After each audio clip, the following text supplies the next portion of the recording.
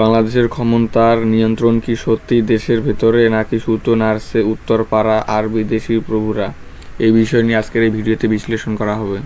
সব রাজনৈতিক দল মেটিকুলাস ডিজাইন বলে একটা শব্দ আপনারা শুনেছেন না, তার একটা পার্ট এটা। বিপুল একটি জনগোষ্ঠী যাদের সমর্থন করে সেই জনগোষ্ঠীকে বাদ দিয়েই তারা নতুন একটা ডেফিনেশন তৈরি করার চেষ্টা করেছে।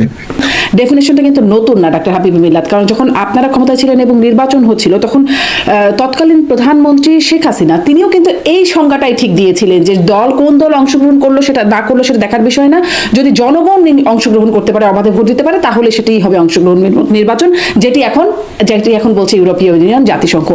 এইটা মাননীয় প্রধানমন্ত্রী জননেত্রী শেখ হাসিনা বলেছেন কিনা জানি না, আপনি যেহেতু বলছেন আপনি নিশ্চয়ই। বাংলাদেশ আওয়ামী লীগ কিন্তু কোন দলকে নির্বাচনে অংশগ্রহণ করা থেকে বিরত রাখার জন্য নির্বাচনের অংশগ্রহণ করতে দেবে না এ কথা কিন্তু কোনোদিন বলে নাই। জামাতকে নির্বাচনে অংশগ্রহণ করতে দেয় না বাংলাদেশ আওয়ামী লীগ। না, জামাত নির্বাচনে অংশগ্রহণ করেছে, ধানের শীষে তাদের প্রতীক ছিল, তাদের নিবন্ধন ছিল না, কিন্তু রাজনীতি তারা করেছে, তারা জামাতে ইসলাম হিসেবে স্থগিত থাকলে ভোট করবে কি করে তাদের প্রতীকে, তাই না? জামাত ভোট করবে কি করে? না, আওয়ামী লীগ যদি নিবন্ধন স্থগিত থাকে এখন তো আওয়ামী লীগ নির্বাচন করতে পারে যদি আওয়ামী লীগের রাজনৈতিক কর্মকাণ্ড করতে দেওয়া হয়। একসময় খুব ভাইরাল হল না যে কেন দাঁড়িয়ে আছেন ভোট কেন্দ্রে, খুশিতে ঠেলায় ঘুরতে দাঁড়িয়ে আছে আর কি। এখানে তারাও তো আসলে খুশিতে ঠেলায় আসলে ভোট বর্জন করেন নাই, তারা পরিস্থিতি দেখেই যে সকল সুষ্ঠু নির্বাচনগুলো আসলে হচ্ছিল না, বা প্রভুদের খুশি করার জন্য বা শক্তির খেলায় জিতবার জন্য। আপনাদের কি কোনো মেটিকুলাস ডিজাইন আছে কিনা? পৃথিবীতে ফেয়ার বলে তো আসলে কিছু নেই। এই দেখেন আমেরিকা ভেনেজুয়েলার প্রেসিডেন্টকে ধরে নিয়ে চলে আসলো, এই দেখেন ইরানে আক্রমণ করার চেষ্টা চলছে, অর্থাৎ জোর যার মূল্য তার। প্রশ্ন হবে লাগামহীন, জানাতে চাই এই সময়ের পালস অফ পলিটিক্স। সকল দলের অংশগ্রহণেই হয় ইনক্লুসিভ বা অন্তর্ভুক্তিমূলক নির্বাচন। পূর্বে এমনটি বললেও এখন সেই সংজ্ঞা বদলে ইউরোপীয় ইউনিয়ন, জাতিসংঘের মতো আন্তর্জাতিক সংস্থা বলছে সর্বস্তরের নাগরিক অবাধে ভোট দিতে পারলেই সেটি অন্তর্ভুক্তিমূলক নির্বাচন। ঠিক এই সংজ্ঞাটি ক্ষমতায় থাকতে দিয়েছিলেন শেখ হাসিনা। এখন কেন উল্টে গেল দুই দিকের সংজ্ঞায়? 5ই আগস্টের পর ভারত বরাবর অন্তর্ভুক্তিমূলক নির্বাচনের কথা বললেও সম্প্রতি এড়িয়ে গেছে সেটি। তবে কি উল্টে গেছে ভারতও? খবর বলছে ভারতে বাংলায় কথা বললে অনেককেই হেনস্থার শিকার হতে হচ্ছে। অস্বস্তি আছে ভারতে থাকা আওয়ামী লীগ নেতাকর্মীদের নিয়েও। তবে কি ভারত ছাড়ার কোনো চাপে আছেন তারা? কেন এখন এসে মার্কিন সাবেক কূটনীতিকরা প্রধান উপদেষ্টা ডক্টর ইউনূসকে আওয়ামী লীগের সাথে রিকনসিলিয়েশনের সম্ভাব্যতা নিয়ে কথা বলছেন, যার সম্ভাবনা ডক্টর ইউনূস নাকচ করলেও আওয়ামী লীগ কি চাইছে সমঝোতা? মেটিকুলাস ডিজাইনে সফল হয়েছে গণ অভ্যুত্থান, পতন হয়েছে আওয়ামী লীগের। এখন ক্ষমতার রাজনীতিতে ফিরতে কেমন মেটিকুলাস ডিজাইন করছে আওয়ামী লীগ? এসব নিয়ে কথা বলতে স্বপ্নধরা নিবেদিত পালস অফ পলিটিক্সে আমার আজকের অতিথি আওয়ামী লীগের সাবেক এমপি এবং পররাষ্ট্র মন্ত্রণালয় সম্পর্কিত সংসদীয় স্থায়ী কমিটির সদস্য ডাক্তার হাবিবে মিল্লাত। ডাক্তার হাবিবে মিল্লাত, আপনাকে স্বাগত জানাচ্ছি পালস অফ পলিটিক্সে আমার আজকের আয়োজনে। ধন্যবাদ আপনাকে, দর্শকদের শুভেচ্ছা। আপনাকেও অনেক ধন্যবাদ, যুক্ত হচ্ছেন আপনি। আমি শুরু করব আপনার কাছে, যেহেতু আপনি আওয়ামী লীগ সরকারের সময় আপনি পররাষ্ট্র মন্ত্রণালয় সম্পর্কিত স্থায়ী কমিটির সদস্য ছিলেন এবং এখনও বিভিন্ন আন্তর্জাতিক তৎপরতা আপনার মাধ্যমে হয় আওয়ামী লীগের হয়ে আপনি করেন, সেহেতু আপনার কাছে বিশেষ করে কিছু আন্তর্জাতিক প্রসঙ্গগুলোই আনবার চেষ্টা করব, কিছু লোকাল প্রসঙ্গ হয়তো আসবে। যে সম্প্রতি আমরা দেখলাম ইউরোপীয় ইউনিয়নকে সাংবাদিকরা প্রশ্ন করেছিল যে অংশগ্রহণমূলক নির্বাচন বলতে তারা কি বোঝাচ্ছে। তখন বলছেন যে সব শ্রেণী পেশা, নারী পুরুষ থেকে সব শ্রেণী পেশার নাগরিকরা যদি ভোট দিতে পারেন তাহলেই সেটি অংশগ্রহণমূলক নির্বাচন বলে তারা গণ্য করছেন।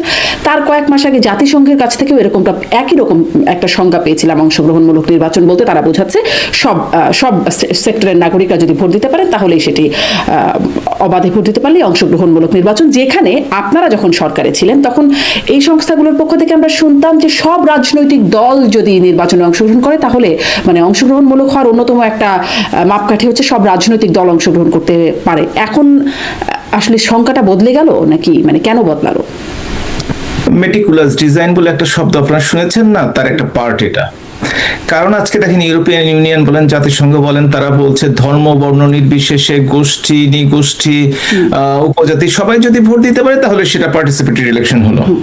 কিন্তু যদি তাদের ডেফিনেশনে পার্টিসিপেটরি ইলেকশন ধরে থাকেন তাহলে বলা হয়ে থাকে যে কাউকেই বঞ্চিত করা যাবে না নির্বাচন থেকে, এবং যে নির্বাচনে আওয়ামী লীগ, জাতীয় পার্টি বা ওয়ার্কার্স পার্টি, জাসদ, এই সমস্ত দলগুলো কেউ কেউ কোনো পার্টি নির্বাচনে অংশগ্রহণ করার সুযোগ পাচ্ছে না, আর কেউ কেউ অনুকূল পরিবেশ না থাকার জন্য নির্বাচনে অংশগ্রহণ করতে পারছে না। অর্থাৎ বিপুল একটি জনগোষ্ঠী যাদের সমর্থন করে সেই জনগোষ্ঠীকে বাদ দিয়েই তারা নতুন একটা ডেফিনেশন তৈরি করার চেষ্টা করেছে। এটা আসলে হয়ে থাকে এ কারণেই যে পৃথিবীতে ফেয়ার বলে তো আসলে কিছু নেই। এই দেখেন, আমেরিকা ভেনেজুয়েলার প্রেসিডেন্টকে ধরে নিয়ে চলে আসলো। এই দেখেন, ইরানে আক্রমণ করার চেষ্টা চলছে। অর্থাৎ জোর যার মুল্লুক তার, এই অবস্থায় দেশটি চলছে এখন। আর বাংলাদেশের ক্ষেত্রে ছোট দেশ হওয়ার কারণে পরাশক্তিরা যেভাবে চালাতে চায়, বাংলাদেশের ডক্টর ইউনূসের পুতুল নাচের সরকার সেভাবেই চলেন। এবং আপনি যদি খেয়াল করে দেখে থাকেন, তারা কিন্তু প্রথমে নির্বাচন দিতে চায় না, এখন নির্বাচন দেওয়ার জন্য একদম অস্থির হয়ে গেছে। অস্থির হওয়ার কারণটি হচ্ছে তারাও বুঝতে পারছে যে বাংলাদেশের এই 55 বছরের ইতিহাসে এরকম দুর্বল সরকার কখনো দেখা যায় নাই, এরকম অযোগ্য সরকারও কখনো দেখা যায় নাই। এবং আইন শৃঙ্খলা পরিস্থিতি হচ্ছে 55 বছরের মধ্যে সবচেয়ে তলানিতে। আপনি গতকালকে একটা রিপোর্ট দেখছিলাম যে গত 16 মাসে 113টি মাজার ভাঙা হয়েছে, গত 6 মাসে 116 জন সংখ্যালঘু মানুষকে হত্যা করা হয়েছে। এর আগে আমরা দেখেছি বিভিন্ন রিপোর্টে যে 600-700 মানুষ এই সরকার ক্ষমতায় নেওয়ার পর মব লিঞ্চিং এ, মব ভায়োলেন্সে নিহত হয়েছে। আপনি একটা কথা চিন্তা করে দেখেন, এই নিয়ে কিন্তু কোনো বড় ধরনের মানবাধিকার সংস্থা হয়তো দুই একটা বিবৃতি দিতে পারে, কিন্তু বড় কিন্তু কিছু করেনি। কিংবা আমি কেন বড় কিছু করেনি সেই প্রসঙ্গগুলো আসবো, কিন্তু আপনি বলছেন যে আসলে এই যে নতুন ডেফিনেশনটা কিন্তু নতুন না ডাক্তার হাবিব মিল্লাত। কারণ যখন আপনারা ক্ষমতায় ছিলেন এবং নির্বাচন হচ্ছিল, তখন তৎকালীন প্রধানমন্ত্রী শেখ হাসিনা তিনিও কিন্তু এই সংজ্ঞাটাই ঠিক দিয়েছিলেন যে কোন দল অংশগ্রহণ করলো সেটা না করলো সেটা দেখার বিষয় না, যদি জনগণ অংশগ্রহণ করতে পারে, অবাধে ভোট দিতে পারে, তাহলে সেটাই হবে অংশগ্রহণ নির্বাচন, যেটি এখন বলছে ইউরোপীয় ইউনিয়ন, জাতিসংঘ। অর্থাৎ যদি জননেত্রী শেখ হাসিনাকে তারা ফলো করেন তাহলে তাদেরকে ধন্যবাদ জানাই, কিন্তু প্রত্যেকটি, আপনারা কি আপনাদের সেই ডেফিনেশনে স্ট্যান্ড করছেন? আমি শেষ করে নিই, প্রত্যেকটি এই ধরনের আন্তর্জাতিক সংগঠনের একটা রুলস অফ ল আছে, প্রসিডিওর আছে, যারা সেটা সর্বত্র সারা পৃথিবীর জন্য মেনে নেওয়ার কথা তাদের। আপনাকে একটা জাস্ট ছোট্ট একটা উদাহরণ দিই, সেটি হচ্ছে যে হিউম্যান রাইটস যে কমিশন আছে, United Nations human rights commission, গত বছর 12ই ফেব্রুয়ারিতে একটি রিপোর্ট বের করেছিল। তাতে বিভিন্ন প্রকার অসঙ্গতি আছে, যেখানে 1400 মানুষ হত্যার কথা বলা হয়েছে, যেখানে সরকারি হিসাবে 832 জন, কিংবা জামাতের ওয়েবসাইটে আমি দেখলাম 804 জন, কিংবা বিভিন্ন জায়গা থেকে দেখা যায় যে এটার সময়টা অনেক বেশি লম্বা। 5ই আগস্টের পরে জননেত্রী শেখ হাসিনা যখন ক্ষমতা নেয় সেই সময়টিতে হত্যা করা হয়েছে। সুতরাং তারা সেটাকে 1400 হিসাবে কিন্তু এস্টাবলিশ করতে পেরেছে একটা মিথ্যা কথাকে। তারা লিখেছে কি, অ্যাজিউম অ্যাজ ম্যানি অ্যাজ 1400, কিন্তু তারা যখন রিপোর্টটি শুরু করেছে প্রথমে একটা ফুটনোট দিয়ে রেখেছে তারা ছোট করে, this publication didn't follow the regulation of United Nations Organization's editorial policy। তার অর্থ হচ্ছে তারা ইউনাইটেড নেশনসের একটা সংগঠন, অথচ তারা এডিটোরিয়াল পলিসি মানছেন না। এই হচ্ছে যখন পশ্চিমা দেশগুলো, বিশেষ করে শক্তিশালী পশ্চিমা দেশগুলো নিজেরা যেটাকে নিজের স্বার্থে যেটা সবচেয়ে ভালো মনে করে সেটাকেই তারা করে থাকে। যেমন ধরেন এখন চট্টগ্রাম পোর্টকে ছেড়ে দেওয়া হলো, বন্দরকে ছেড়ে দেওয়া হয়েছে, সাথে সাথে স্থল বন্দরকেও ছেড়ে দেওয়া হচ্ছে, করিডোর নিয়ে কথা হচ্ছে, সেন্ট মার্টিনে যেতে ভোটার আইডি লাগে, ন্যাশনাল আইডি লাগে। এই প্রেসক্রিপশন অনুযায়ী যে সরকার চলবে, সেই সরকারের জন্য যেটি সুবিধা হয় সেটি তারা করার জন্য প্রভোগ করবে। কিন্তু একটা কথা তারা জানে না, আমরা যেমন এক সময় আমাদের জনপ্রিয়তা কম থাকার কারণে 2024 সনে আমাদেরকে পতন হয়েছে, আমরা সরকার থাকতে পারি নাই, তারা যে কাজটি করছে তাদেরকেও এর চেয়ে ভয়ানক বা ভয়াবহ পরিণত অবশ্যই তাদেরকে গ্রহণ করতে হবে। এবং ইতিহাস এটাই বলে, এবং এই ইতিহাস থেকে আমরা ইতিহাস যে এটাই বলে সেটা আসলে ক্ষমতায় থাকলে কি বোঝা যায় না? মানে আপনারাও ঠিক বুঝতেন না, এখনো আপনি বলছেন যে তারা বুঝতে পারে নাই, মানে এটা কি ক্ষমতায় থাকলে বোঝা যায় না? এখানে উঠে আসে কিছু গোপন নাম, কিছু দৃশ্য, প্রভাব শক্তি, যাদের সিদ্ধান্ত বদলে হচ্ছে রাষ্ট্রের গতিপথ, কিন্তু তারা রয়েছে আড়ালে। সরকারের প্রধান তিনি লোভী, তিনি স্বার্থপর, সেগুলো আছে, তিনি চতুর। আবার তিনি যখন বুঝতে পেরেছেন বাংলাদেশের এই অস্থিতিশীল অবস্থা, বাংলাদেশের আইন শৃঙ্খলা পরিস্থিতির এতটা প্রকট অবস্থা, বাংলাদেশের অর্থনীতি ধ্বংসের মুখে, বাংলাদেশের জননেত্রী শেখ হাসিনা যে জিডিপি রেখে গিয়েছিলেন, যে অর্থনৈতিক প্রবৃদ্ধি রেখে গিয়েছিলেন, সেগুলো যখন ধারে কাছেও নাই, এবং জনরোষ যখন তার দিকে ধাবিত হচ্ছে এবং জনপ্রিয়তা যখন কমছে, তখন সে যেনতনে একটা নির্বাচন দিয়ে নিজে চলে যেতে চায়। আমাকে ওনাকে বুদ্ধিমান এবং চতুর একসাথে মনে হয়। জি, আপনারা এতটুকু বুদ্ধিমান হতে পারলে কি আপনাদের এই পতন হতো? মানে নির্বাচনটা যদি আপনারা দিতেন তাহলে কি আপনাদের এরকম পতন হতো বলে মনে হয়? যদিও আমার অন্যদিকে কিছু প্রশ্ন আছে, ছোট্ট করে একটু শুনুন। আমরা নির্বাচন নিয়ে, যদি আপনি আমাদের নির্বাচন নিয়ে কথা ওঠেন, 8-এর নির্বাচন নিয়ে বা তার আগে নির্বাচন নিয়ে কথা হয়নি, 14 নির্বাচন, 18 নির্বাচন কিংবা 24 নির্বাচন নিয়ে কথা হয়েছে। এবং একটি ব্যাপার খেয়াল করবেন কিন্তু, সেটি হচ্ছে বাংলাদেশ আওয়ামী লীগ কোনোদিন, যে কয়টি দল বাংলাদেশের ক্ষমতায় ছিল, নির্বাচন ছাড়া ক্ষমতায় যায়নি। নির্বাচন নিয়ে কথা থাকতে পারে, নির্বাচন নিয়ে প্রশ্ন থাকতে পারে, কিন্তু বাংলাদেশে অন্য যে কয়টি দল, বিএনপি বলেন, জাতীয় পার্টি বলেন, তারা কিন্তু বন্দুকের নলে ক্ষমতায় এসে পরবর্তীতে ক্ষমতা দখল করেছে। এখন আসি আপনার প্রশ্নের উত্তরে।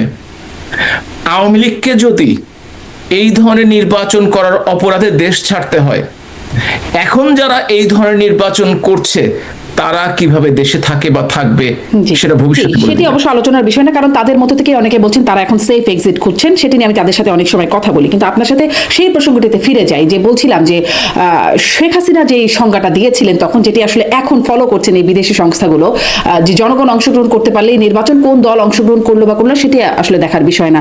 আপনারা কি সেই ডেফিনেশনে এখনো স্ট্যান্ড করেন অংশগ্রহণমূলক নির্বাচনের সংজ্ঞা? এইটা মানে প্রধানমন্ত্রী জননেত্রী শেখ হাসিনা বলেছেন কিনা জানি না, আপনি যেহেতু বলছেন সেহেতু আপনি নিশ্চয়ই কোট করছেন ওনাকে। তবে এই কথা সত্য, যে কোনো আমাদের মতো গণতান্ত্রিক দেশে নির্বাচন প্রক্রিয়ায় কিছুটা টুকি থাকতে পারে, তবে আমি ব্যক্তিগতভাবে মনে করি কেউ যদি তার পতন না চায়, এমনকি আন্তর্জাতিক সংগঠনগুলো যারা এই কথাগুলো বলছে, তারা যদি বাংলাদেশ বা পৃথিবীর বিভিন্ন দেশে থাকতে চায়, তাদেরকেও সংজ্ঞার পরিবর্তন করতে হবে। সকল দলের এবং সকলের অংশগ্রহণ নিশ্চিত করা। হ্যাঁ, গণতান্ত্রিক সরকারি পন্থায়, গণতান্ত্রিক পন্থায় কোনো ব্যক্তি ইচ্ছা করলে, আমি আপনি ইচ্ছা করলে ভোট দিতে যাব না বা ভোট দিতে যাব, সেটা আমাদের ইচ্ছা, কিন্তু ভোট দেওয়ার পরিস্থিতি থাকতে হবে যে আপনি ইচ্ছা করলে ভোট দিতে পারেন। তেমনি যদি কোনো দল ভোট বর্জন করে বা ভোট প্রতিহত করার কথা চিন্তা ভাবনা করে, প্রতিহত করা তো অগণতান্ত্রিক পন্থা, সেটা বাদই দিলাম, ভোট অংশগ্রহণ করা বা ভোট বয়কটের কথা চিন্তা করে, এটাও কিন্তু সেই দলের গণতান্ত্রিক অধিকার।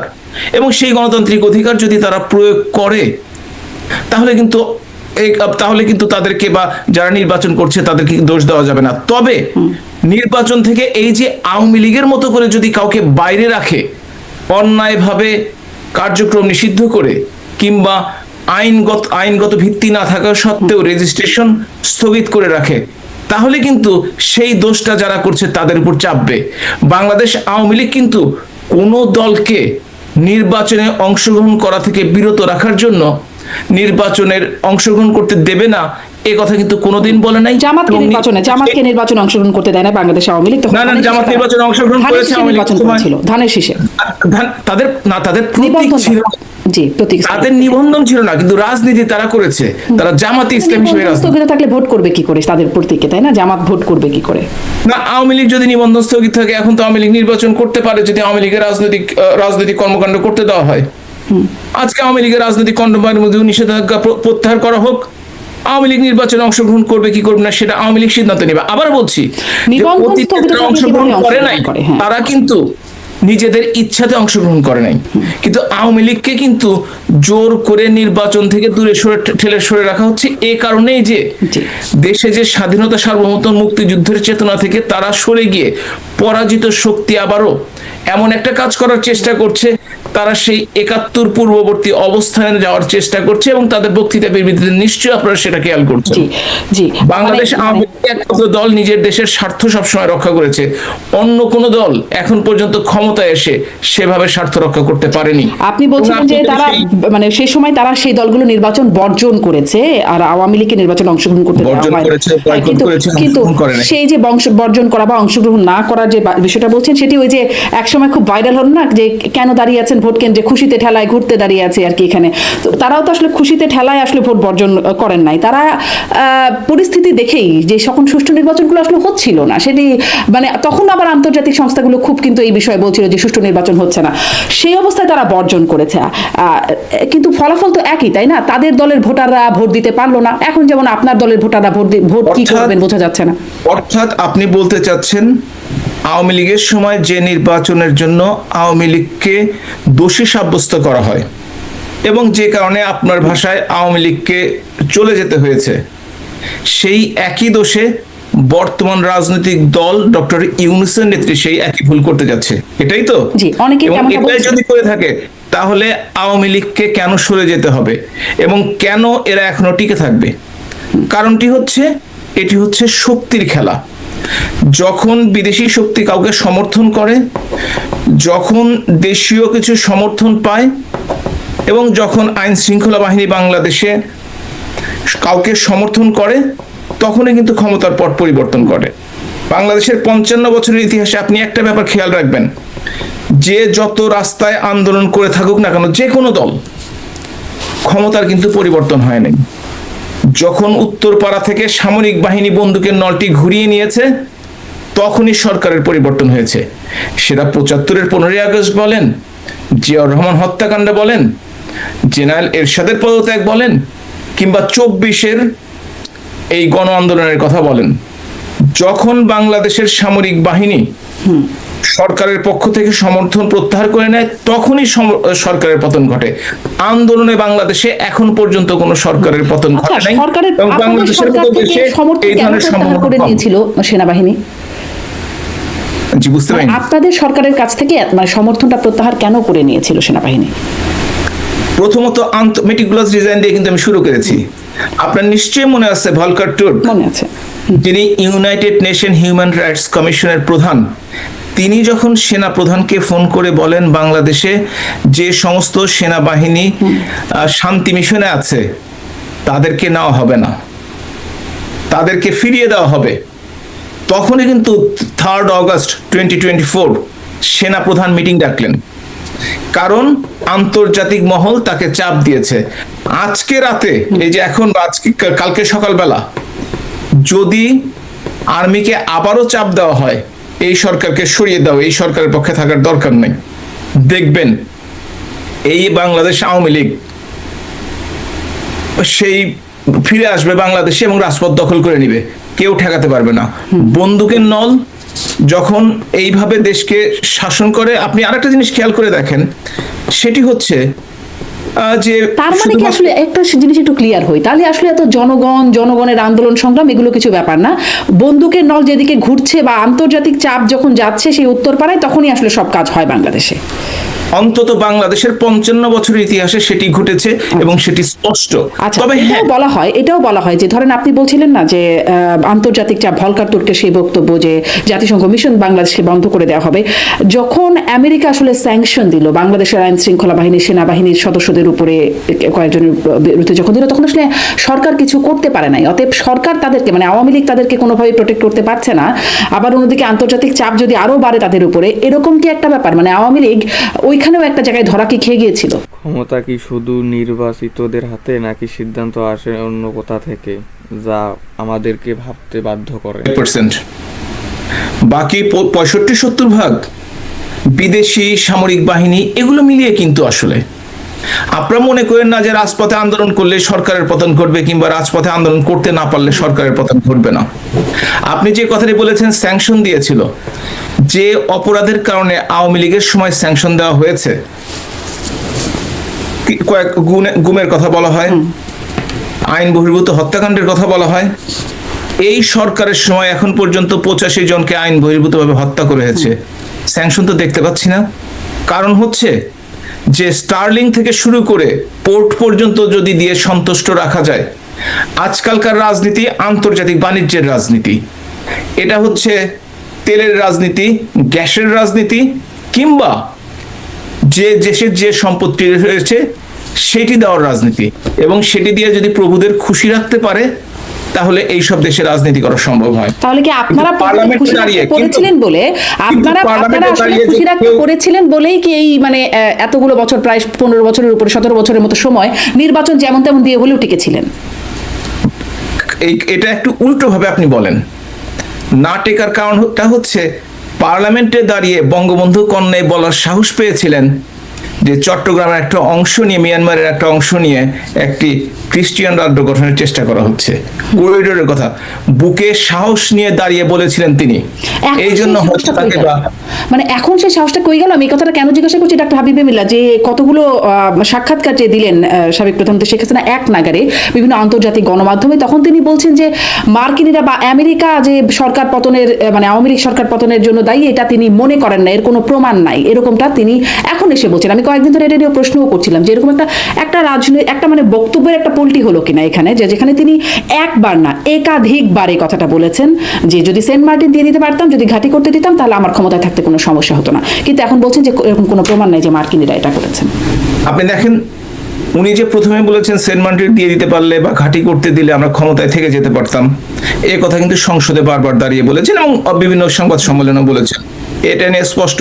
এবং সেজন্যই আমেরিকার ডিপ স্টেট এবং দেশীয় ষড়যন্ত্রকারীরা মিলে, ওই যে আপনার খেয়াল আছে যে একটি এনজিও USAID এর মাধ্যমে 29 মিলিয়ন সরাসরি 21 মিলিয়ন বাস দিয়ে আন্দোলনকে চাঙ্গা করা হয়েছে, নিশ্চয়ই খেয়াল আছে আপনার।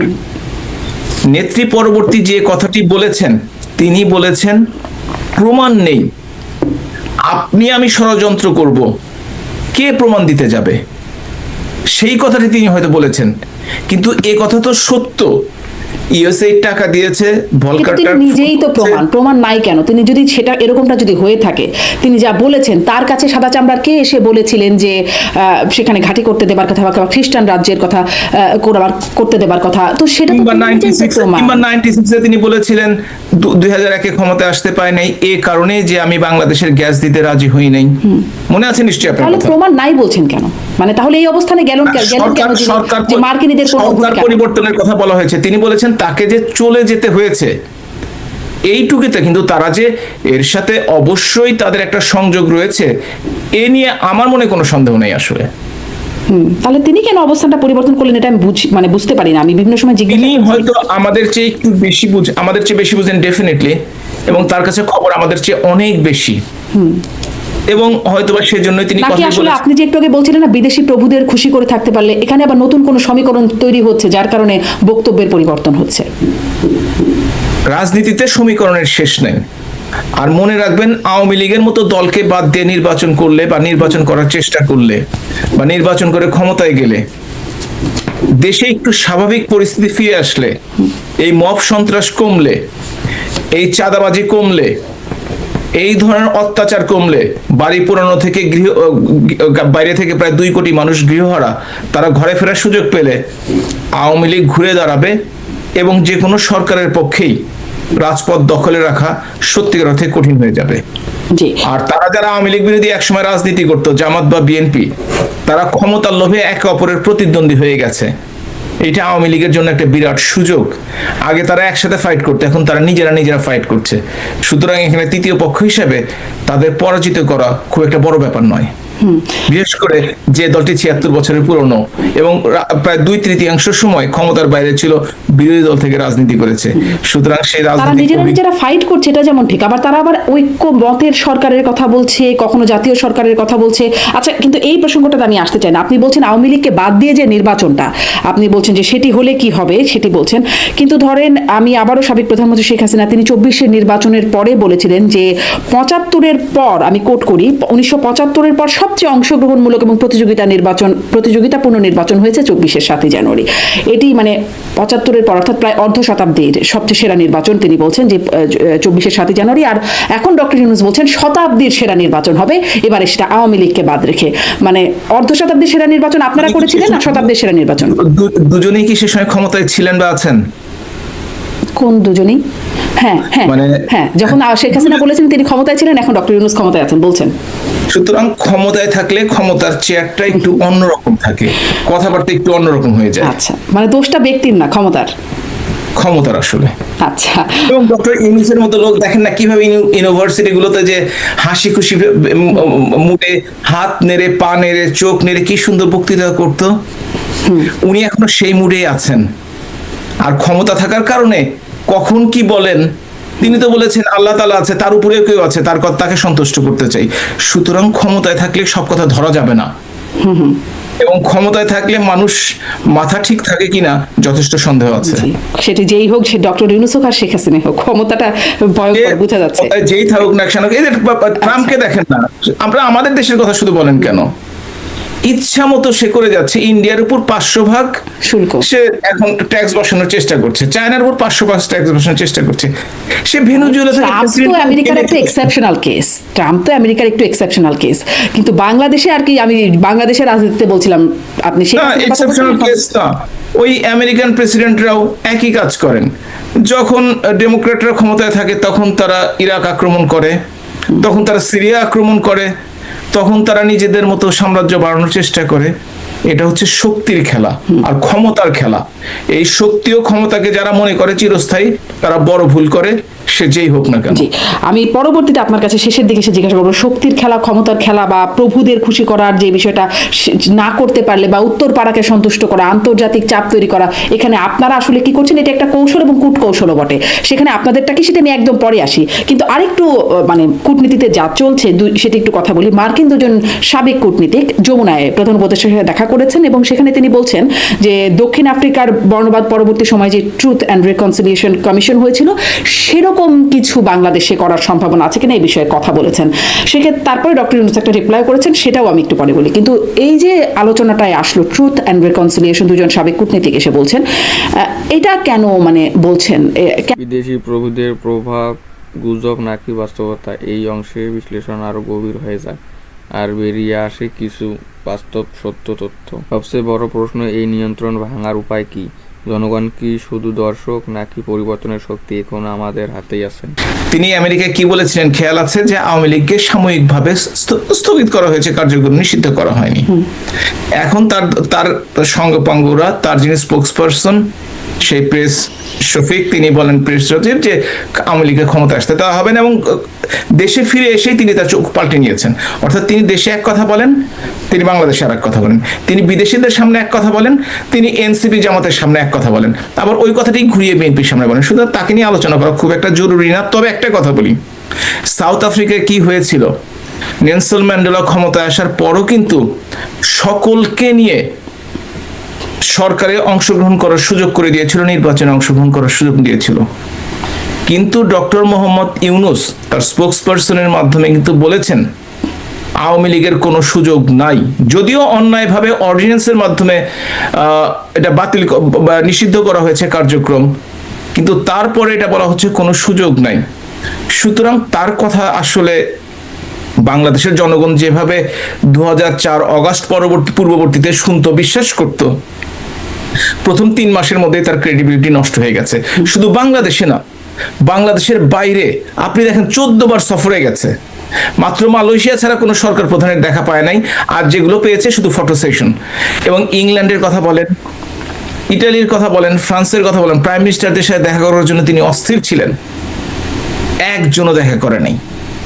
বেসরকারি সফর, নিজে হয়তো একটা পুরস্কার নেবেন এই জন্য আসেন, নিজে হয়তো একটা ব্যবসায়িক কর্মকাণ্ডে আসবেন, নিজে হয়তো তারেক জিয়ার সাথে দেখা করতে আসবে এই জন্য আসেন। সুতরাং তাকে নিয়ে আসলে আলোচনা করাটা সময় নষ্ট। আর সেও ভাবছে ফেব্রুয়ারির পর তো আমি সেফ এক্সিটে চলেই যাচ্ছি, আমাকে আর পায় কে। কিন্তু একটা কথা মনে রাখতে হবে, পৃথিবীর সর্বত্র আওয়ামী লীগ এবং তার সহযোগী সংগঠন আছে, প্রত্যেক দেশে আছে।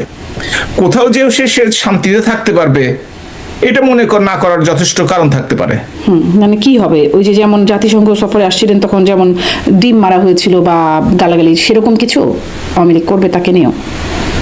না, তাকে বিচারের আওতায় আনার চেষ্টা করবে। যেমন হেগে একটা কোর্ট আছে, সেইখানে অলরেডি পিটিশন জমা দেওয়া হয়েছে। কাজ করবে কি করবে না সেটা পরের কথা, কিন্তু এই যে মিথ্যা মামলা, হত্যা মামলা, মিথ্যা মামলা দিয়ে আইসিটি কোর্ট সহ বিভিন্ন জায়গায় যে নেত্রী সহ সবাইকে যে হেনস্থা করা হচ্ছে আইন কানুন না মেনে, এবং না, অপরাধ করে থাকলে আমার কোনো দোষ নাই, সেটা আমার ক্ষেত্রেও, যদি অপরাধ করলে তাকে শাস্তি পেতে হবে। কিন্তু এই যে হেনস্থা করা হচ্ছে লক্ষ লক্ষ মানুষকে, তিনি জীবনের শেষ দিন পর্যন্ত তাকেও এই হেনস্থার শিকার হতে হবে। আমি বলিনি তাকে ডিম ছুঁড়ে মারবে, আমি বলিনি তাকে রাস্তায় এই বয়স্ক মানুষটাকে হয়তো বা হেনস্থা করবে, আমি সেই হেনস্থার কথা বলিনি। কিন্তু মানসিকভাবে সবাইকে যেমন অশান্তিতে রেখেছে, তিনিও মৃত্যুর আগ দিন পর্যন্ত শান্তিতে থাকতে পারবেন কিনা আমার যথেষ্ট সন্দেহ আছে। মানে আপনারাও কি সেরকমই একটা মানে কি বলে প্রতিহিংসার শিকার, যে আপনাদের সময় ওরকম লক্ষ লক্ষ মামলার কথা শুনেছি, বিএনপি নেতাকর্মীরা নাকি রাতে বাড়িতে ঘুমাতে পারতেন না, তাদেরকে মানে অনেকে রিক্সা চালকও হতে হয়েছে বিএনপির কর্মীদের, এরকম কথা শুনেছি এবং হয়েছেও। অনেকের নামে অনেক মিথ্যা মামলা ছিল, আমরাও দেখেছি। কথা বলার পর নিচ থেকে ধরে নিয়ে যাওয়া হচ্ছে, এরকম ঘটনা তো ঘটেছিল। হ্যাঁ, একটা ঘটনা ঘটেছে, এরকম ঘটনা একটা ঘটেছে। আর আজকে বাংলাদেশের টেলিভিশনে কেউ কথা বলতে পারে না, সেটা হচ্ছে পার্থক্য। দেখেন যে আমাদের সময় টক শোতে বিএনপি জাতীয় পার্টি বিষয় আছে, সাংবাদিকদের মিথ্যা মামলায় গ্রেপ্তার করে রাখা, হয়রানি, সেটি বিষয়টা তো আছে। কিন্তু মানে আপনারা বলছেন যে আপনাদের হাতে ক্লিন না এখানে, মানে বলে না যে যাই হোক, মানে সেখানে আপনারাও খুব ক্লিন ব্যাকগ্রাউন্ডের না। সত্যি কি ক্ষমতার সূত্র অন্য রাতে আলোচনা ছড়িয়ে দিন, কারণ প্রশ্ন করাই পরিবর্তন শুরু করি না। তবে একটা কথা খেয়াল রাখবেন, বিএনপি কিন্তু অপরাধ করার অপরাধে যে তাকে গ্রেপ্তার করা হয়েছে, তাকে জেলে নেওয়া হয়েছে, তারা কিন্তু কয়েকদিনের মধ্যে জামিনে বের হয়ে আসতে পেরেছে। আপনি আমাকে 5টা উদাহরণ দিন বাংলাদেশের কোন জেলা পর্যায়ের নেতা অথবা সংসদ সদস্য, উপজেলা চেয়ারম্যান যারা গ্রেপ্তার হয়েছে এই সরকারের সময়, হাইকোর্ট থেকে জামিন দিলেও জেল গেটে তারা হেনস্থা হয়েছে, আবার অন্য মামলা দিয়ে ঢুকিয়ে দেওয়া হয়েছে, এবং আজকে পর্যন্ত কয়জন জামিনে বাইরে আছে? সাংবাদিকদের কথা বলেছি, রাজনীতিবিদদের কথা বললাম, পেশাজীবীদের মধ্যে আইনজীবীদের 700 আইনজীবীকে বিভিন্ন ধরনের খুনের মামলা দিয়ে কোর্ট থেকে তাদের কোর্টে আসতে দেওয়া হচ্ছে না। এটা শুধুমাত্র অদক্ষ, অকর্মণ্য, অথর্ব এই অন্তর্বর্তীকালীন সরকারের সময়। এই জন্যই আমাদের শুনতে হয় নেপালের বর্তমান প্রধানমন্ত্রীর কাছ থেকে যে আমরা বাংলাদেশ হতে চাই না। এটা যে আমাদের জন্য কত বড় অপমানকর। আগে পাকিস্তানে পার্লামেন্টে হতো, আমাদের সুইজারল্যান্ড করার দরকার নাই, আমাদেরকে বাংলাদেশ করেন। আর এখন আমাদের শুনতে হয় নেপালের কাছ থেকে আমরা বাংলাদেশ হতে চাই না। এর কারণটি হচ্ছে এই অযোগ্য, অথর্ব এই অন্তর্বর্তীকালীন সরকার, যারা তাদের নিয়োগকর্তা ছাত্রদের কাছে জিম্মি। নেপালের প্রাইম মিনিস্টার কিন্তু বলেছেন যে 30-40 জন ছেলে আসে এমন অদ্ভুত অদ্ভুত দাবি নিয়ে, তাদের কথা শুনলে রাষ্ট্র চলবে না, দেশ চলবে না। অথচ আমাদের 5-7 জন শাহবাগে গিয়ে দাঁড়ালেই মনে হয় তাদের কথা শুনতে হবে। এই হচ্ছে দুটো দেশের পার্থক্য। ততদিন পর্যন্ত না, আমাদের দলের দোষ আছে, আমরা অনেক দোষ করেছি, এটা স্বীকার করতেই হবে। কিন্তু এই ধরনের অন্যায় বাংলাদেশ আওয়ামী লীগ করে নাই, যে অন্যায়টা বর্তমান সরকার করছে। এক ধরনের অন্যায় এই সরকার করছে না, যেটি আগের সরকারের সময় হয়েছে। মানে অন্যায়ের আসলে আপনি যেগুলো বলছেন এখানে একদম রেফারেন্স দিয়েই বলছেন, কিন্তু ধরেন গুমের যে অন্যায়টা, যেটি আসলে এখন আদালতে উঠছে, কমিশন হয়েছে, তাদের রিপোর্টে আসছে, এবং সাবেক প্রধানমন্ত্রী শেখ হাসিনাকেও জিজ্ঞাসা করা ছিল একটা সাক্ষাৎকারে, তিনি বলেছেন তিনি ব্যক্তিগতভাবে এটি জানেন না, এরকম হয়ে থাকলে সেই কর্মকর্তাদের বা তাদের সেটি দায়ের বিষয়টি, তিনি এরকমই একটা কথা বলছিলেন, একদম কোট করতে পারছি না, কিন্তু এরকমটা বলেছিলেন।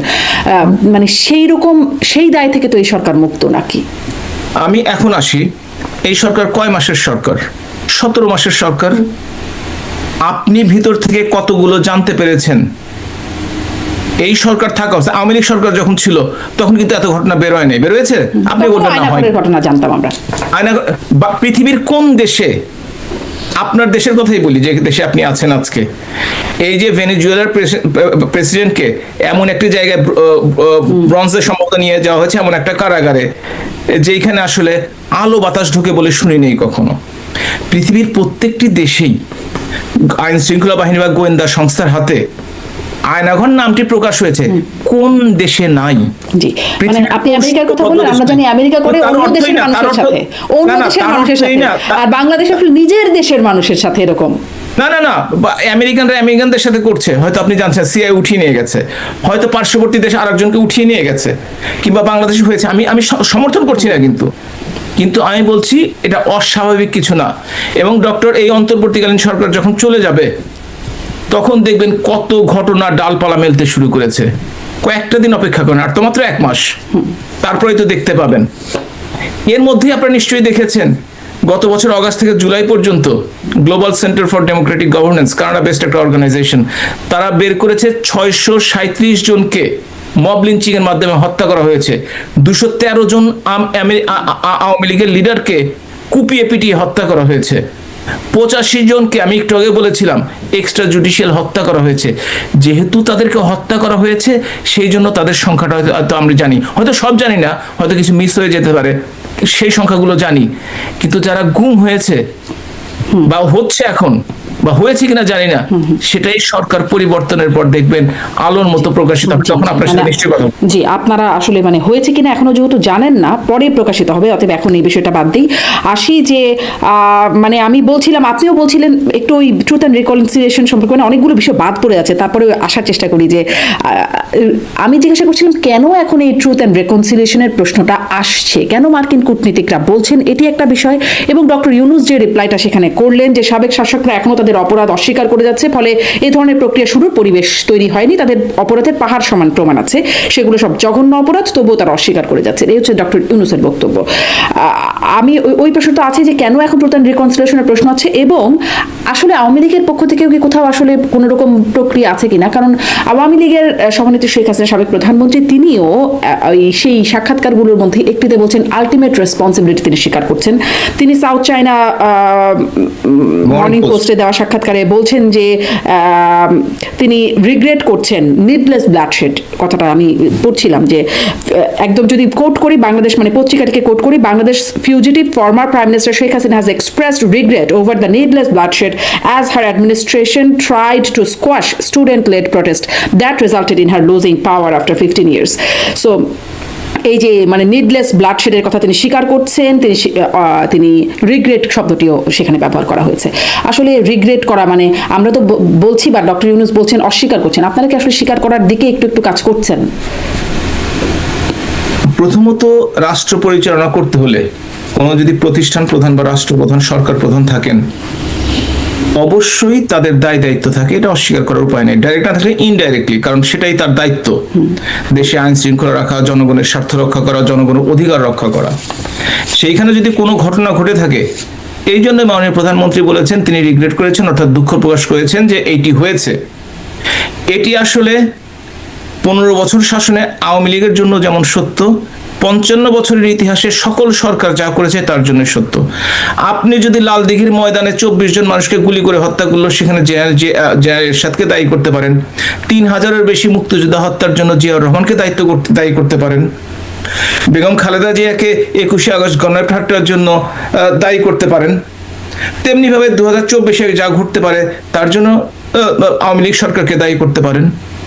আর এই যে হাজার খানেক লোক মারা গেল ডক্টর ইউনূসের সময়, তাকেও তো সেজন্য দায়িত্ব নিতে হবে। সুতরাং এটা হচ্ছে এটা রেসপন্সিবিলিটি, এবং হেড অফ স্টেট হিসেবে তাকে অবশ্যই দায়িত্ব নিতে হবে।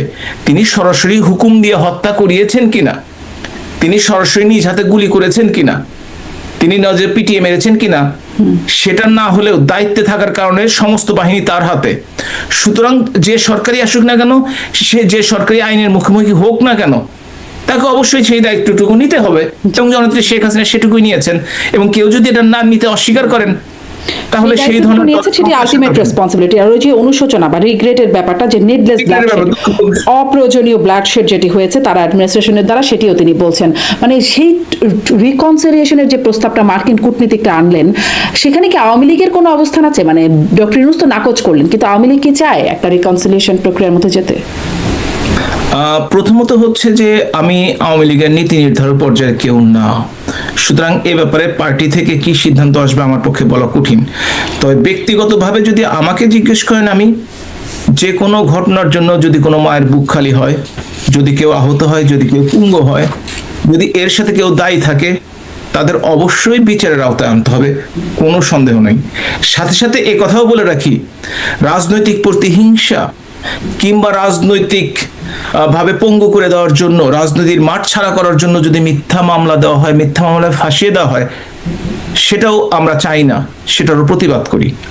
এবং সে কারণেই আওয়ামী লীগ দলগতভাবে কি করবে, সেটা কিন্তু পার্টির সাধারণ সম্পাদক ওবায়দুল কাদের একবার বলেছেন, দেশে ফিরে যাই, তারপরে বিদেশ থেকে কি বলবো, দেশে যে আগে কথাটি বলবো, এটা উনি বলেছেন কিন্তু, এবং আপনি রিগ্রেটের কথাটা নিজেই 2-3 বার পড়ে শোনালেন। সুতরাং সেই দিক দিয়ে আরেকটি কথা আমি ইম্পর্টেন্ট কথা বলতে চাই, সেটি হচ্ছে যে যে দুইজন কূটনীতিক এসছিলেন তারা কিন্তু সাবেক, আপনি নিশ্চয়ই খেয়াল করেছেন। আপনি তো জানেন সরকারি চাকরি চলে যাওয়ার পরে যখন সাবেক হয়ে যায় তাদের গুরুত্বটা হয়তো স্যার শুনতে পছন্দ করেন তারা, কিন্তু তাদের পরামর্শ বা আদেশ কিন্তু কেউ মানে না। সুতরাং এই যে দুইজন এসছেন, তারা কেন এসছেন, কোন কারণে এসছেন, এবং ডক্টর ইউনূস দুজন সাবেককে কেন অ্যাপয়েন্টমেন্ট দিলেন, সেটা কিন্তু আমার বোঝার বাইরে। তার কি কোনো কাজ নাই? বাংলাদেশের মানুষ যেখানে 1000-এর মতো মানুষ মারা গেছে, যেখানে চাঁদাবাজি থামানো যাচ্ছে না, যেখানে সন্ত্রাস সর্বত্র, যেখানে সংখ্যালঘুদের নির্যাতন করা হচ্ছে, যেখানে নারী এবং শিশুদের ধর্ষণ ভীষণভাবে বেড়ে গেছে, তাদের এজেন্ডা কি আছে সেটি বোঝা যাচ্ছে না, তাই বলছেন। তারা কেন আসলে এটাই তো বুঝতে পারলাম না। এবং তারা এসে কেন উপদেশ দিতে আসলেন? তাদের না আছে নিজের দেশে ক্ষমতা, তারা কেন অন্য দেশে এসে ক্ষমতা খাটানোর চেষ্টা করবে, এটা তো আমি বুঝতে পারলাম না। হতে পারে ডক্টর ইউনূসের এক সময়ের পরিচিত ছিলেন, তার সাথে হয়তো চেনা জানা ছিল, তারা দেখা করতে এসছে। আর বাংলাদেশের সাংবাদিকরা তো কেউ প্লেনে উঠলে, কখন তিনি প্লেনে উঠলেন, কখন এয়ারপোর্টে ঢুকলেন, কোন প্লেনটা কোথায় আছে সেটাও দেখাতে অভ্যস্ত। সেই সাংবাদিকরা হয়তো ছবি তুলেছে।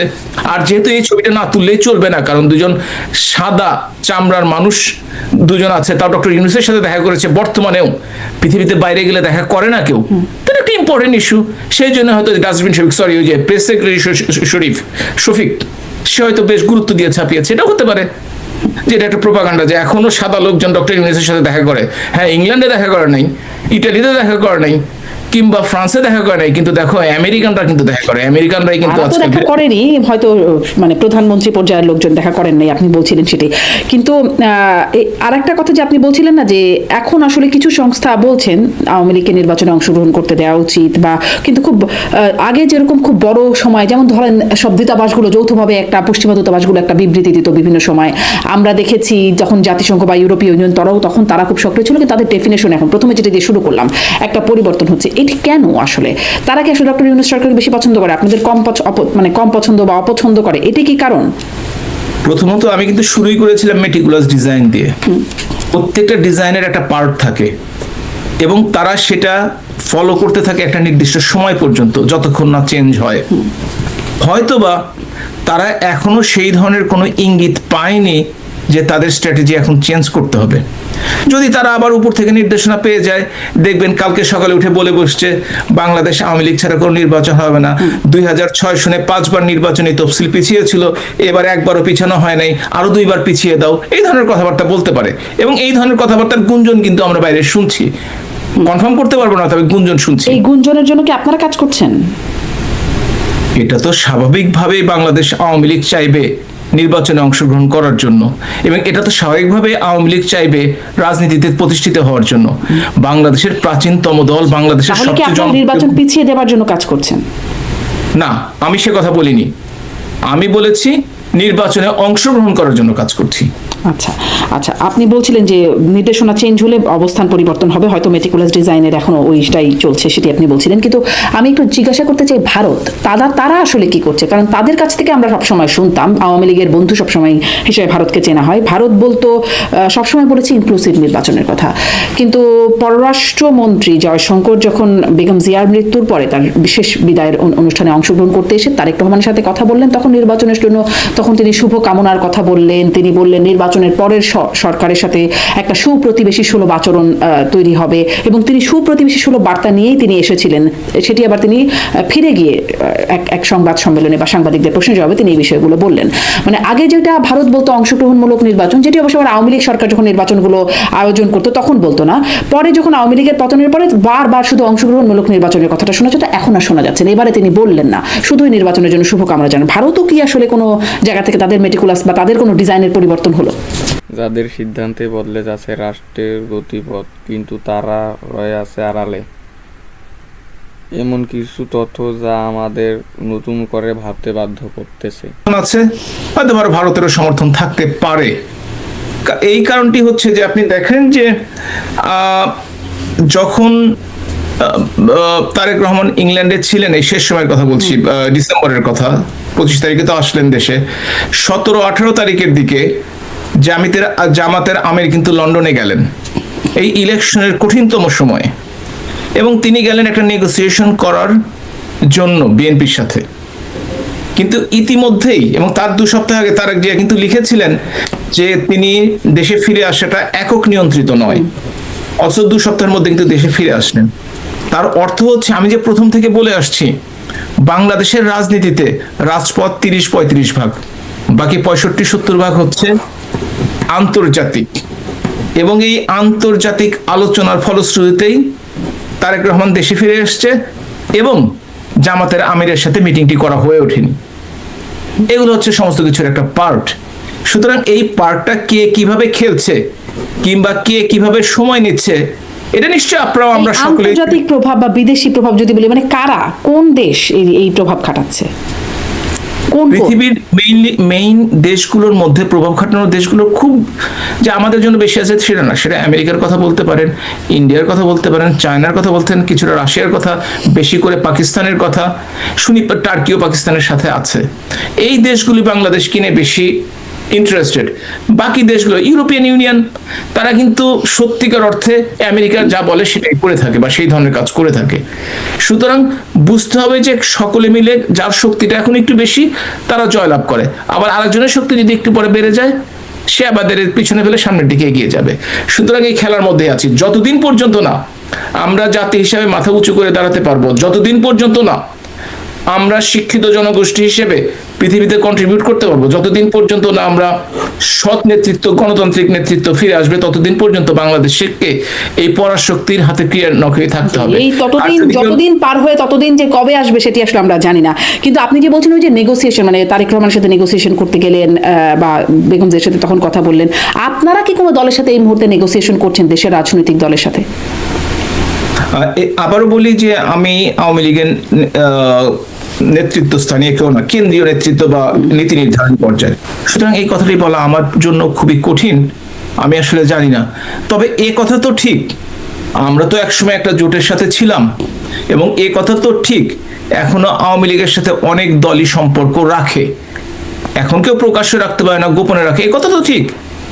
আজকাল ডিজিটাল টেকনোলজির কারণে বিভিন্ন দলের সাথে নিশ্চয়ই ফোনে আলোচনা হচ্ছে, হয়তো বা মুখের সামনে দেখা হচ্ছে না, অবশ্যই হচ্ছে, কোনো সন্দেহ নেই, এবং নিশ্চয়ই যোগাযোগ চালু আছে। বিএনপির সাথে কি কোনো আলোচনা হচ্ছে?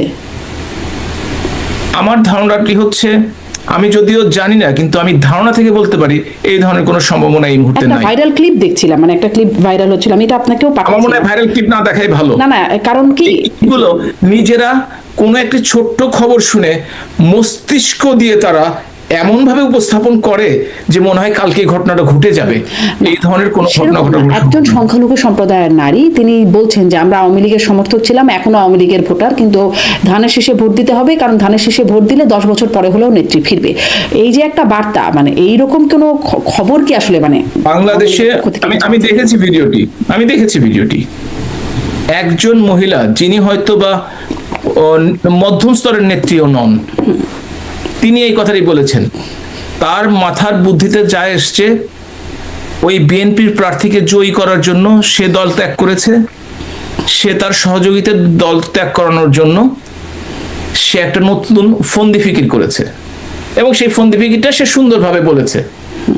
এর সাথে ওনার সাথে আওয়ামী লীগের কেন্দ্রীয় নেতৃত্ব, উনি যদি জেনে থাকেন সেইটি আমার তার অনেক আগে জানার কথা, কিন্তু আমি জানি না। সুতরাং সে তার মতো করে বলেছে আর কি।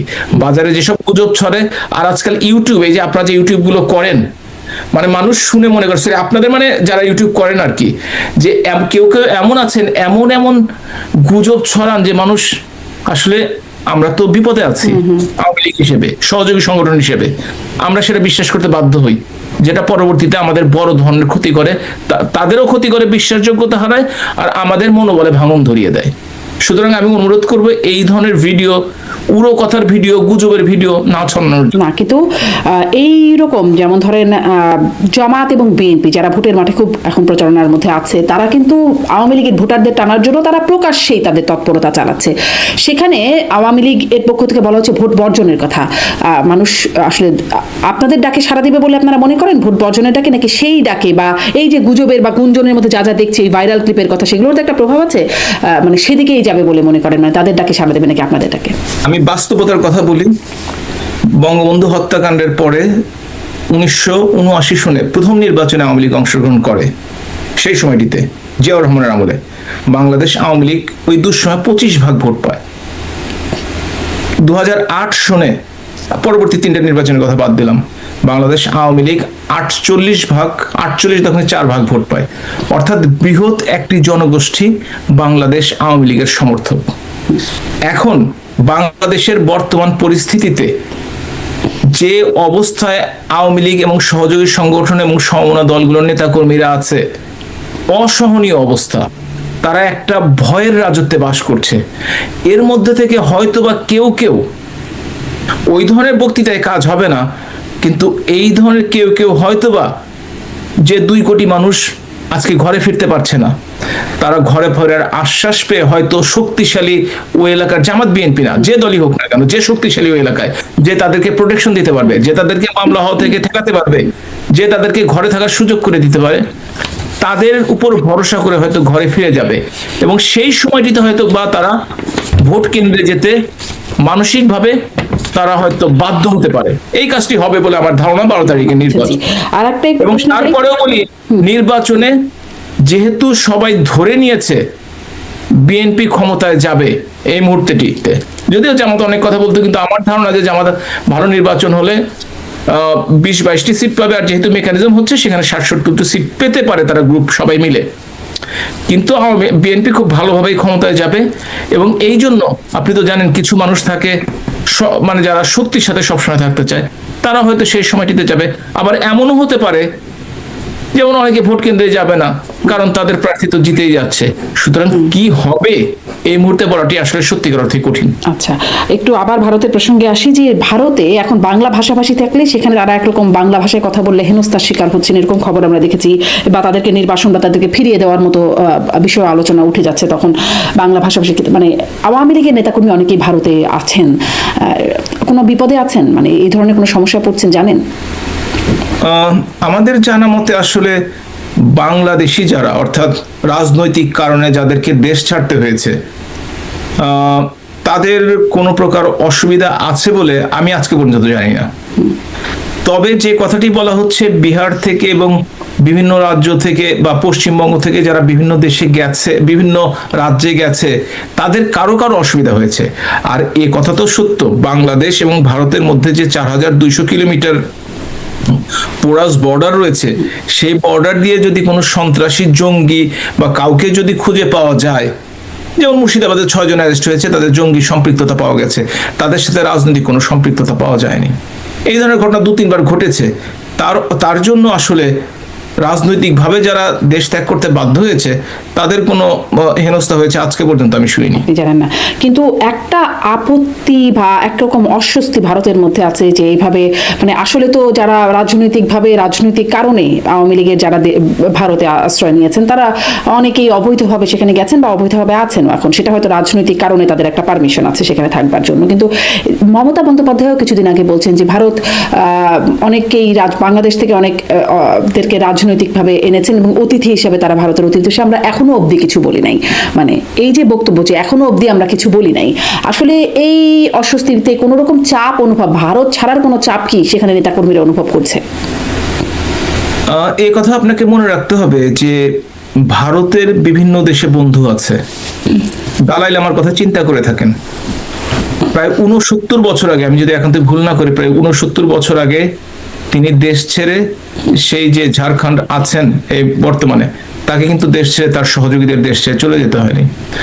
আমি দার্জিলিং এ দেখেছি, দার্জিলিং এ দেখেছি তিবেতীয়দের জন্য একটা বিশাল এলাকা রয়েছে, যেখানে 300-400 থাকে, এবং তারা কিন্তু ভারতীয় নাগরিকও নয়, তারা কিন্তু রাজনৈতিক আশ্রয় প্রার্থীও নয়, তাদের কিন্তু আজকে পর্যন্ত কিছু বলা হয়নি। ভারত যদি যাদেরকে তারা আশ্রয় দিয়েছে, মমতা বন্দ্যোপাধ্যায় বলেছেন এ কারণেই যেভাবে বিজেপি হিন্দুত্ববাদকে সামনে নিয়ে এসে তার ভোট ব্যাংকে থাবা বাড়াতে চাচ্ছে এবং 2-4 জন মুসলিম নেতা বাংলাদেশের পক্ষে কথা বলে তার ভোট ব্যাংকে বাংলাদেশের বিপক্ষে মানে আওয়ামী লীগের বিপক্ষে কথা বলে ভোট ব্যাংকে থাবা বসানোর চেষ্টা করছে, তিনি সেইভাবে রাজনৈতিক কথা বলে তার ভোটারদের সন্তুষ্ট করতে চাচ্ছেন। এটা রাজনৈতিক চাল। কিন্তু ভিতরে যদি দেখে থাকেন তাহলে পূর্ণ নিরাপত্তা দিয়ে সকলকেই কিন্তু ভারতে, শুধু পশ্চিমবঙ্গে না ভারতে রাখা হয়েছে এবং তাদের উপর কোনো চাপ নেই আজকে পর্যন্ত। এপ্রিলে নির্বাচন হবে, সবাই তো নির্বাচনের বিভিন্ন ধরনের কথা বলবেই, এটাই তো স্বাভাবিক রাজনীতিবিদরা করবে। তার মানে আওয়ামী লীগের নেতাকর্মীদের উপর কোনো চাপ আপনি অনুভব করেন না বা আপনি জানেন না। আমি একটু এটা শেষের দিকে একদমই শেষ প্রসঙ্গে একটু এটা শুনতে চাই যে আসলে কদিন আগে দেখলাম যে যেহেতু আপনি আসলে আন্তর্জাতিক বিষয়ে কাজ করেন, আগেও করতেন যখন ক্ষমতায় মানে আওয়ামী লীগ ছিল এবং এখনো আপনি সেই বিষয়গুলো করছেন, বাংলাদেশ থেকে নিরাপত্তা উপদেষ্টা খলিলুর রহমান গিয়েছিলেন ভারতের নিরাপত্তা উপদেষ্টার আমন্ত্রণে, তার সাথে বৈঠক হয়েছে। দোহায়ও তাদের আবার মানে ভারতের কূটনীতিকদের সাথে কথা হয়েছে বলে আমরা জেনেছি যে ভারতে গিয়ে মার্কিন কূটনীতিকদের সাথে কথা বলেছেন বাংলাদেশের নিরাপত্তা উপদেষ্টা খলিলুর রহমান। কি কথা হচ্ছে সেটা আমরা জানি না, শুধু জানি গুরুত্বপূর্ণ। আপনারা কি কোনোভাবে জানেন যে কি রকম কথাবার্তা আসলে তাদের মধ্যে হয়েছে? আপনারা যদি দেখেন, তিনি কিন্তু এই অঞ্চলের সকল নিরাপত্তা উপদেষ্টাকে ডেকেছিলেন, শুধুমাত্র বাংলাদেশের খলিলুর রহমানকে ডাকেন নাই। সেটা নিশ্চয়ই আপনি খেয়াল করেছেন।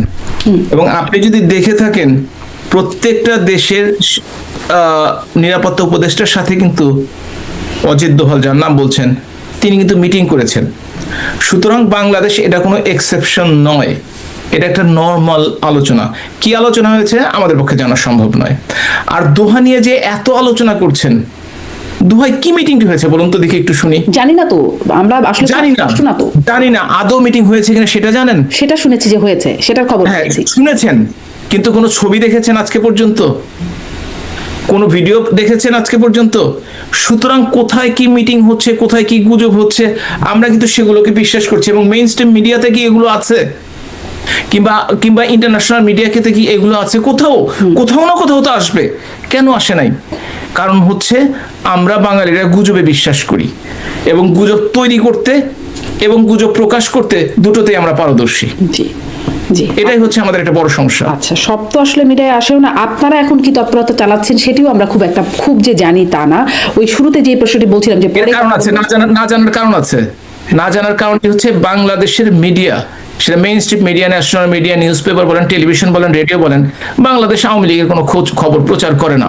খবর প্রচার করলে অনেক খবর পেতেন, এবং শুধু আওয়ামী লীগ না সকল দলের। আপনার কাছ থেকে জানি যে আসলে কি রকম খবর আছে, মানে আপনারা আন্তর্জাতিক তৎপরতা, যেহেতু আপনি বলছিলেন যে 35% রাজপথ, বাকিরা হচ্ছে বিদেশি বা প্রভুদের খুশি করতে পারা শক্তির খেলা, এই শব্দগুলো যেহেতু আপনি বলছিলেন, আসলে আপনারা এখন কি করছেন ওই 60-65% কাজের জন্য বা প্রভুদের খুশি করার জন্য বা শক্তির খেলায় জিতবার জন্য? আপনাদের কি কোনো মেটিকুলাস ডিজাইন আছে কিনা? এটা তো স্বাভাবিক।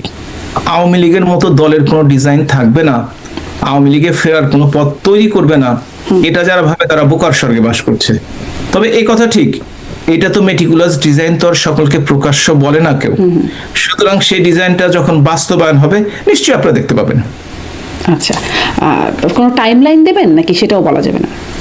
রাজনীতিতে কোনোদিন টাইম লাইন থাকে না, এবং যে টাইম লাইন যারাই দিয়ে থাকে তারাই ফেল করেছে বাংলাদেশের ইতিহাসে।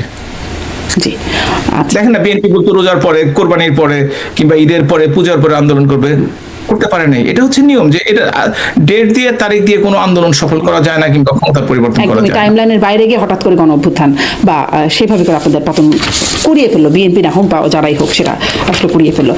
অনেক ধন্যবাদ। দেখা যাক আপনাদের ডিজাইনটা আমরা কবে জানতে পারি বা সেই হিসেবে কি কাজ হয় সেটাও যদি পরবর্তীতে জানার সুযোগ হয়, যখন আসলে টাইমলাইন ছাড়াই যখন জানার সুযোগ হবে তখন নিশ্চয়ই আপনার সাথেই আবার কথা বলার সুযোগ হবে।